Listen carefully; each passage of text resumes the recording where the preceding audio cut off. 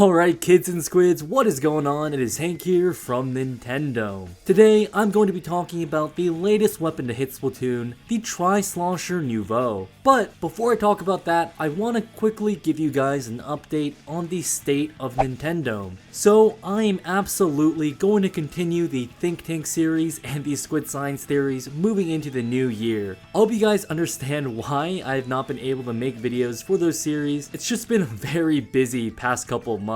But I want to thank you all for supporting me through these past couple of months regardless. It really means a lot to me, and all of you are just so awesome for sticking around. I also want to talk to you guys about bringing other types of videos onto this channel. So, as you guys definitely know, Splatoon is not going to be receiving updates perpetually, and I'm really curious to see whether or not you guys would mind me making videos about other games on this channel. Now, there are plenty of other games that I would love to make videos on, but I have no idea if you guys would be interested in them. Right now, some of the games I'm playing are Pokemon, Minecraft for Wii U, Super Smash Bros, Super Mario Maker, just games like that in general. So I linked to the poll where you can vote down in the description below. It's right past that like button, which you should totally hit, by the way. But yeah, with that aside, let's go ahead and talk about the Tri-Slosher Nouveau. Alright, so this is a weapon that my buddy Jack, aka the Triforce Kid, has been anticipating in Splatoon for a very long time.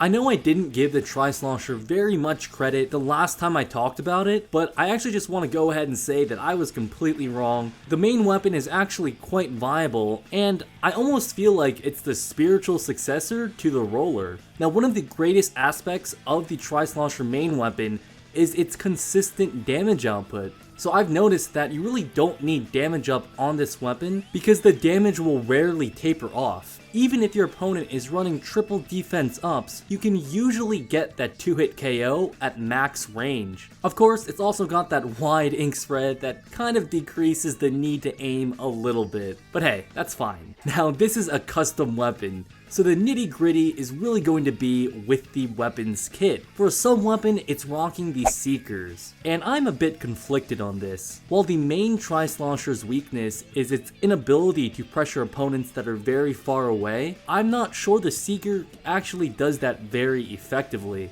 Generally, it's kind of hard to kill an opponent with the Seeker, especially if you two are in an engagement and he or she knows to pay attention for it. However, I have found Seekers to be very useful for movement.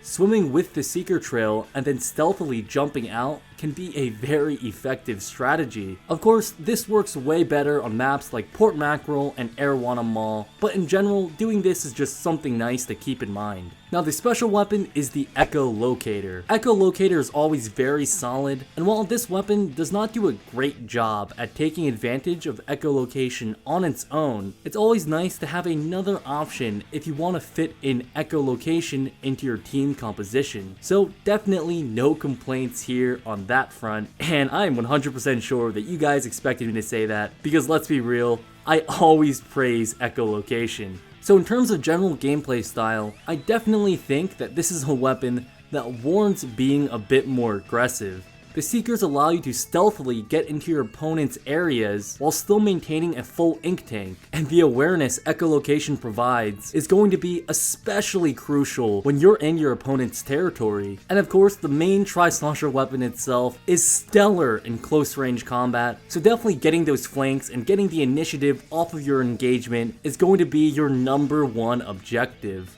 Now, in terms of abilities, I actually do not have a crazy amount to say. I definitely think you should be rocking swim speed up, but I pretty much think that for almost every weapon in the game. Honestly guys, swim speed up might be the best stackable ability in Splatoon. Half of this game is movement, and swim speed up just gives you the edge in that regard. However, the other ability that I want to recommend is ink recovery up. Now notice that today I'm not talking about Ink Saver main.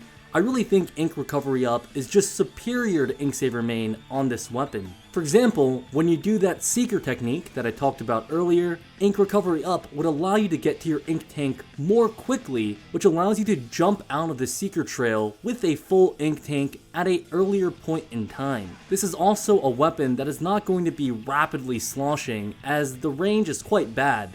So you're going to need to move in between your shots quite a bit, and more often than not, When you're moving, you're swimming, and when you're swimming, you are recovering ink. So I hope that logic kind of makes sense. If you disagree, I'd be more than happy to talk to you guys about it down in the comment section below. And actually, I would love to hear your thoughts about the Tri-Slosher in general down in the comment section below as well. That's all for now, guys. Thank you so much for watching. If you're feeling extra fresh, go ahead and hit that like button and subscribe for more Splatoon videos. And also, please don't forget to vote in the straw poll. It would really mean a lot to me. But I guess that's all for now, guys. Thank you so much for watching.